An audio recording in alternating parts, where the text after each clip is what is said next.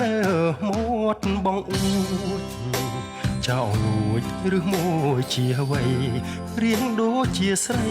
ក្លិនដូចជាផ្កា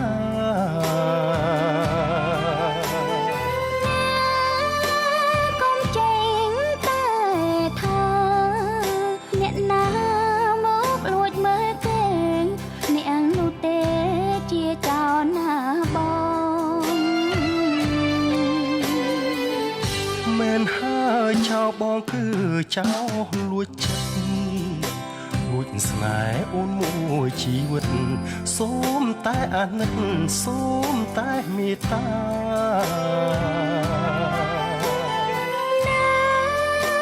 ទីនេះគ្មានទេស្នេហាចិត្តអូនរឹងជាងថ្មដាពាក្យស្នេហាមិនចង់លឺឡើយ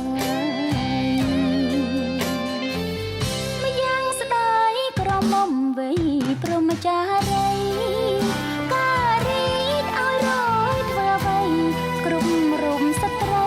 មានប្តីមានទុក្ខម្យ៉ាងជីកូនតែបាត់ឪពុកការងារគឺជាត្រីមុខចង់ជួបឪពុកជាងជួបស្នេហា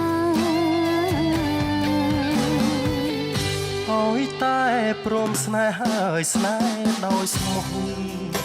ទ្រូងបងប្រាំហាត់មើលចុងបងពិតជាប្រុងសនដងភង្រីបងជួយអូនលុះចប់ការងារឥឡូវសូមតែវិចាមួយម៉ាត់មកថាមេត្តាបងទេ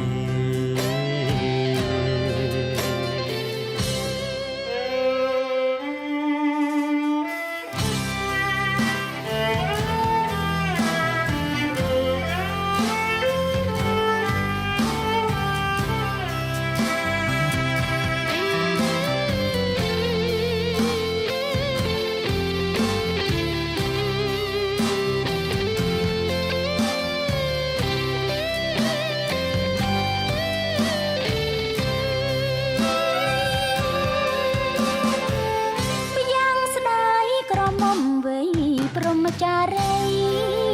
ការរីកឲ្យរយធ្វើអ្វីគ្រប់រុំស្ត្រីមានប្តីមានទុក្ខម្យ៉ាងជីកូនដែលបាត់ឪពុកការងារគឺជាត្រីមុខចង់ជួបឪពុកជាងជួបស្នេហាឲ្យតែព្រមស្នេហ៍ហើយស្នេហ៍ដោយស្មោះទ្រូងបងប្រាំហាត់មើលចុះបងពិតជាប្រុងសនដងភង្រីបងជួយអូនលុះចប់ការងារឥឡូវសូមតែវិចាមួយម៉ាត់ម